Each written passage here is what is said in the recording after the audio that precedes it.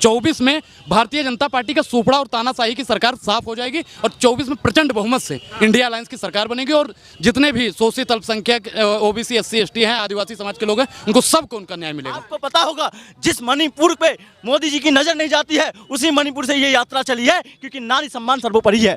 और आपको पता होगा जिस असम के अंदर वहां के युवाओं के साथ भ्रष्टाचार का आरोप लगा था, जो हेमंत बिस्वा शर्मा को मुख्यमंत्री बना दिया गया और इन युवाओं को शोषण किया गया था, तो उस असम के युवा ने भी बता दिया कि राहुल गांधी के साथ है।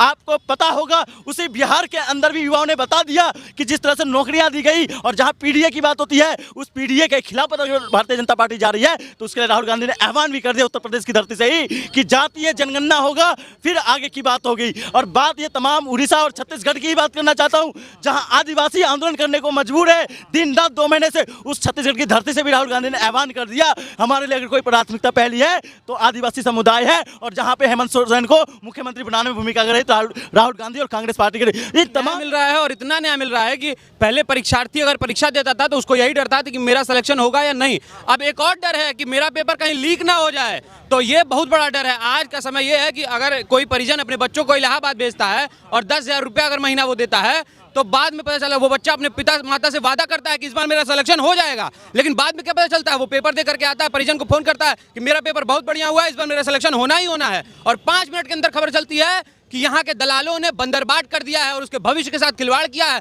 योगी आदित्यनाथ की सरकार युवाओं को छलने का काम कर रही है। इस तरह से लोकतंत्र का हनन हो रहा है। बताइए, युवा बेरोजगार है और पेपर लीक आपसे संभाला नहीं जा रहा है। आप बात करते हैं विश्व गुरु बनाने की, 5 ट्रिलियन इकोनॉमी की। चले पहले ये बताइए क्यों अदालतें बनाई गई हैं, क्यों संविधान बना, क्यों पुलिस बनी, क्यों कानून बना? अगर बुलडोजर से न्याय होना है, कोई मुख्यमंत्री चाहे जो हो, वो किस हक से और किस आधार पे संविधान की धज्जियां वगैरह? वो तो कह रहे हम न्याय बांट रहे हैं, बुलडोजर न्याय बांट रहे हैं। पूरा जीवन लग जाता है किसी को घर बनाने में, और जब तक कोर्ट किसी को सजा नहीं देती तब तक अपराधी मानते कैसे हैं आप? 93 रुपया बढ़ा था। बाबा बोल रहे हैं यूपी में विकास हो रहा है। हाँ, विकास हो रहा है। भाजपा के गुंडों का, दूसरे दलों के लोगों का घर गिराया जा रहा है और भाजपा के जो गुंडे हैं उनका विकास हो रहा है। लेकिन मुझे लगता है यूपी में अगर आए हैं, हाँ, बालू माफिया, जंगल माफिया, ये ज्यादा सक्रिय हैं, उन्हीं का विकास हो रहा है, आम जनता का विनाश हो रहा है। ये बताइए 50,000 60,000 की भर्ती के लिए अगर 50 लाख लोग आवेदन करते हैं, हायर एजुकेशन लोग जो है आवेदन करते हैं, तो कितने बेरोजगारी हिंदुस्तान में होगी और आपके यूपी में होगी, सोच सकते हैं। आप देख लीजिए, जब 70 साल हो गया देश, 75 साल आज़ाद हुए, हमारे यहाँ बहुत बड़ी गरीबी थी जो अंग्रेजों से हमने खाली कराया। तमाम लोग गरीब थे इस देश में, कोई तालाब पे घर बना लिया, कोई खलिहान में घर बना लिया, कोई आबादी में घर बना लिया। 70 साल कांग्रेस थी, कभी एतराज़ नहीं किया, क्योंकि हमारे देश में आज भी लोगों के पास रहने के लिए मकान नहीं है। लेकिन ये धमका रहे हैं, डरा रहे हैं, तमाम लोग, बड़े बड़े नेताओं का घर गिराया जा रहा है, विपक्षी नेताओं का गिराया जा रहा है। इसीलिए कुछ कमज़ोर लोग जो हैं वो डरे हुए हैं, लेकिन जिस दिन अपने हथियार का इस्तेमाल करेंगे उस दिन ये भारतीय जनता पार्टी को ज़मीन नज़र नहीं आएगी। ये 100% ये बात सही है। पत्रकार महोदय, आपको ये भी जानना चाहिए कि पत्रकारों के साथ भी अन्याय हो रहा है। आप चले जाइए, पड़ोस में ही अमेठी है, और आपको याद होगा कि 13 रुपए किलो चीनी एक पत्रकार ने पूछा था, स्मृति ईरानी ने जवाब क्या दिया था। तो पत्रकारों के साथ भी अन्याय। देश में 140 करोड़ जनसंख्या है, इसमें 2 आदमी को छोड़ दीजिए, अडानी को और जयशाह को, बाकी सबके साथ में अन्याय हो रहा है। देखिए, इस बार सबसे अहम मुद्दा जो है रोजगार। भारतीय जनता पार्टी की सरकार में हर बार पेपर तो होता है लेकिन पेपर लीक हो जाता है। भारतीय जनता पार्टी युवाओं को रोजगार नहीं देना चाहते। इनका जो सबसे बड़ा वादा था कि हर साल 2 करोड़ रोजगार देंगे, रोजगार ये सरकार नहीं दे रही है। दूसरा, महिला असुरक्षित है इनकी सरकार में। सबसे ज़्यादा इनके सांसद और विधायक जो महिलाओं के साथ में शोषण करते हैं। श्रमिकों को उनका अधिकार नहीं मिल रहा है। भागीदारी 100 में 90 शोषित हैं, शोषितों ने ललकारा है, धन धरती और राजपाट पर 90 भाग हमारा। और जो श्रमिक हैं उनको उनका हक अधिकार और मूल पैसा नहीं मिल रहा है, क्योंकि प्रधानमंत्री नरेंद्र मोदी जी अडानी और अंबानी को कैसे ऊपर किया जाए इसमें लगे हुए हैं। किसानों को उनका MSP नहीं मिल रहा है। किसान भी इस देश की सबसे बड़ी जो उनकी भागीदारी है, उनको MSP नहीं लागू करना चाहते। प्रधानमंत्री नरेंद्र मोदी जी सिर्फ निजीकरण करना चाहते हैं। एक चीज़ बताइए कि चिप्स के पैकेट का तो दाम तय करेंगे अडानी जी, लेकिन बताइए जो चिप्स के लिए आलू उगाता है वो अपना पैसा क्यों नहीं तय करेंगे? जो भारत जोड़ो न्याय यात्रा निकल रही है, राहुल गांधी ने इसको न्याय यात्रा का नाम दिया है। उनका कहना है इस देश में किसानों के साथ अन्याय हो रहा है, महिलाओं के साथ अन्याय हो रहा है, युवाओं के साथ अन्याय हो रहा है, लगभग सभी वर्ग के साथ बीजेपी की सरकार में अन्याय हो रहा है। इससे आप कितना समर्थन करते हैं? देखिए, 100% ये बात सही है। पत्रकार महोदय, आपको ये भी जानना चाहिए कि पत्रकारों के साथ भी अन्याय हो रहा है। आप चले जाइए, पड़ोस में ही अमेठी है, और आपको याद होगा कि 13 रुपए किलो चीनी एक पत्रकार ने पूछा था, स्मृति ईरानी ने जवाब क्या दिया था। तो पत्रकारों के साथ भी अन्याय। देश में 140 करोड़ जनसंख्या है, इसमें 2 आदमी को छोड़ दीजिए, अडानी को और जयशाह को, बाकी सबके साथ में अन्याय हो रहा है।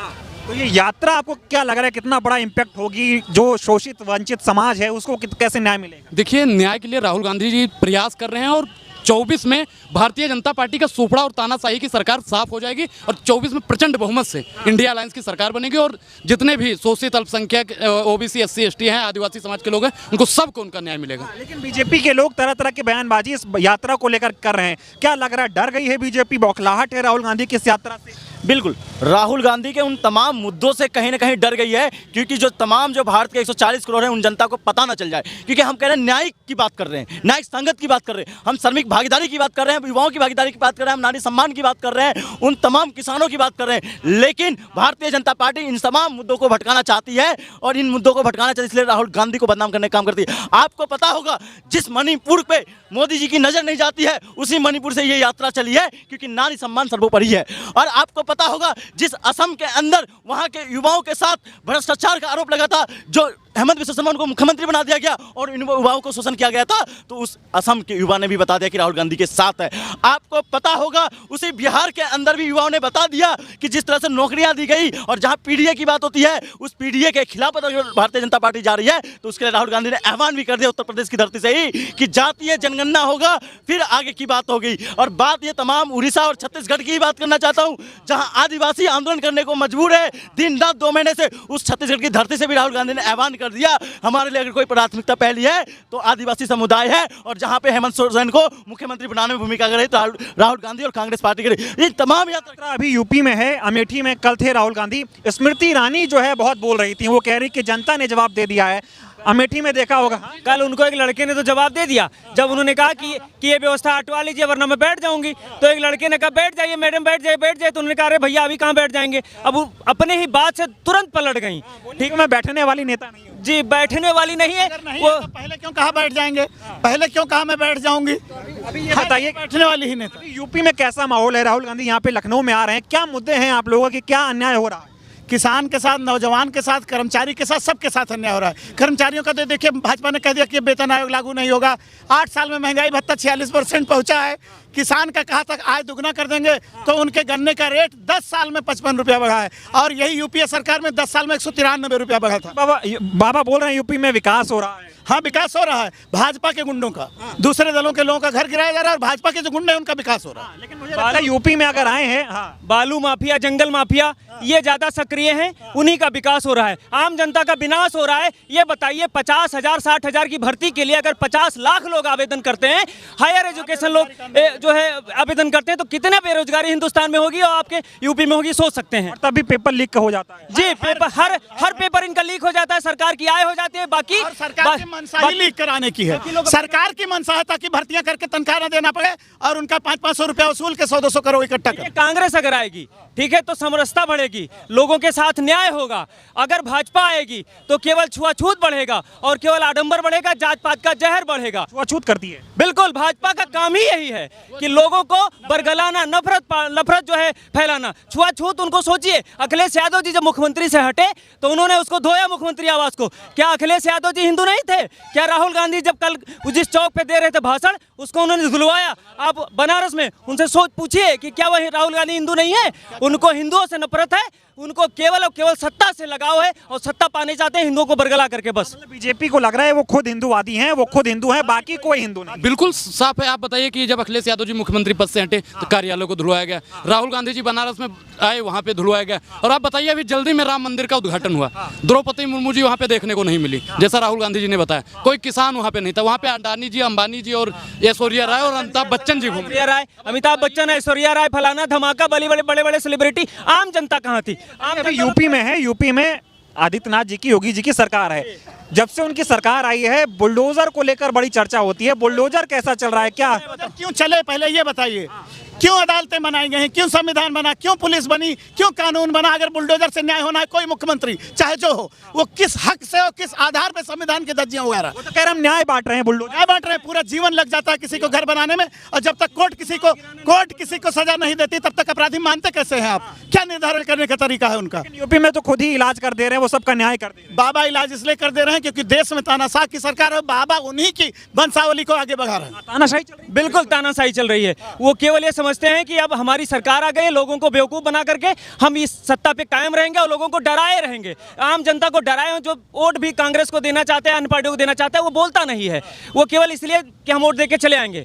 ये जान लीजिए तानाशाही है पूरी तरीके से, लोग डर रहे हैं, आम जनता डर चुकी है। और लोगों से बात करते हैं सबसे, क्या डरा रहे हैं मोदी जी? क्या वो तो बोले थे सबका साथ सबका विकास सबका विश्वास, अब तो डराने पे उतर आए। मोदी जी चाहे जितना डरा लें, ये वो जनता भारत की है कि ये अंग्रेजों से लड़ी थी, नहीं डरी थी।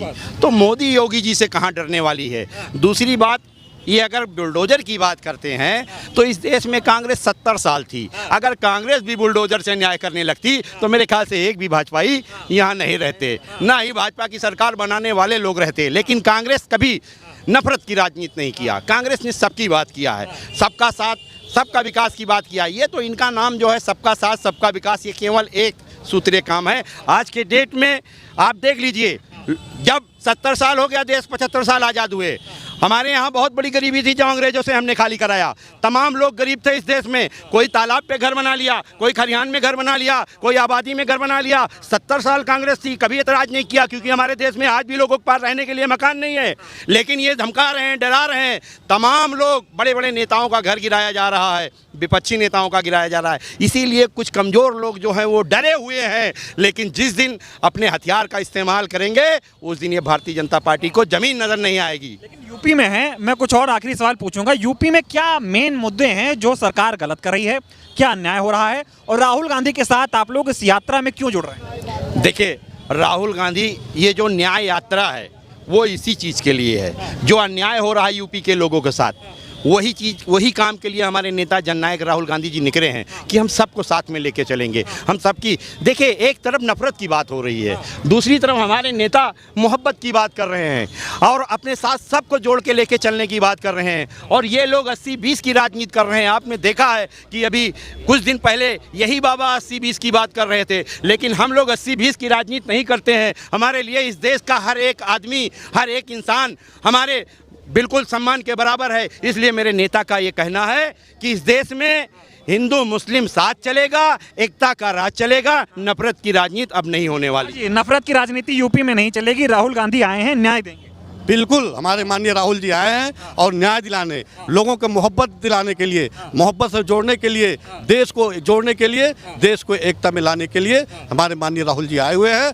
और अब बिल्कुल नफरत की राजनीति नहीं चल सकती है। मतलब 24 में चुनाव भी हैं, यात्रा कितना इम्पैक्ट डालेगी, इसको कैसे देखते? ये न्याय यात्रा 24 में हमें इतना इम्पैक्ट डालेगी कि इंडिया की सरकार बनने जा रही है, इंडिया गठबंधन की सरकार तो युवा हैं, युवाओं को तो योगी जी नौकरी बांट रहे हैं, न्याय दे रहे हैं ना युवाओं को, कि नहीं मिल रहा है न्याय? पूरा न्याय मिल रहा है, और इतना न्याय मिल रहा है कि पहले परीक्षार्थी अगर परीक्षा देता था तो उसको यही डर था कि मेरा सिलेक्शन होगा या नहीं। अब एक और डर है कि मेरा पेपर कहीं लीक ना हो जाए, तो ये बहुत बड़ा डर है। आज का समय ये है कि अगर कोई परिजन अपने बच्चों को इलाहाबाद भेजता है और 10,000 रुपया अगर महीना वो देता है, तो बाद में पता चला वो बच्चा अपने पिता माता से वादा करता है कि इस बार मेरा सिलेक्शन हो जाएगा, लेकिन बाद में क्या पता चलता है, वो पेपर दे करके आता है, परिजन को फोन करता है कि मेरा पेपर बहुत बढ़िया हुआ है, इस बार मेरा सिलेक्शन होना ही होना है, और 5 मिनट के अंदर खबर चलती है कि यहाँ के दलालों ने बंदरबाट कर दिया है और उसके भविष्य के साथ खिलवाड़ किया है। योगी आदित्यनाथ की सरकार युवाओं को छलने का काम कर रही है। इस तरह से लोकतंत्र का हनन हो रहा है। बताइए, युवा बेरोजगार है और पेपर लीक आपसे संभाला नहीं जा रहा है। आप बात करते हैं विश्व गुरु बनाने की, 5 ट्रिलियन इकोनॉमी की।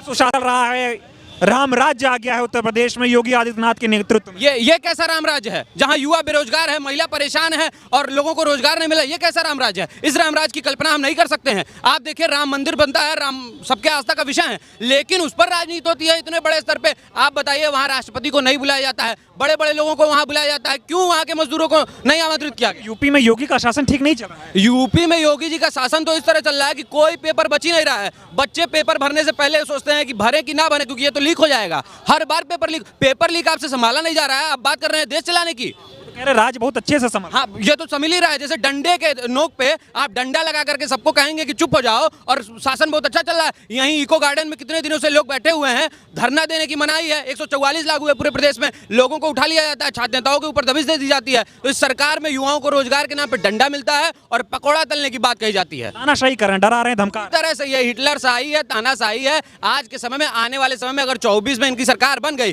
तो ये भूल जाइए कि चुनाव ना होगा और रोजगार तो भूल जाइए पूरी। राहुल राहुल गांधी की इस न्याय यात्रा में जुड़ रहे हैं, अभी लखनऊ में आने वाले राहुल गांधी, कितनी उम्मीद है राहुल गांधी से आप? देखिए, मुझे माफ करेगा लेकिन मैं एक शब्द प्रयोग कर रहा हूं कि किसी राजनेता की इतनी हैसियत नहीं है कि वो राहुल गांधी जी की तरह सड़कों पर चले और आम जनभावनाओं की बातों को सुने।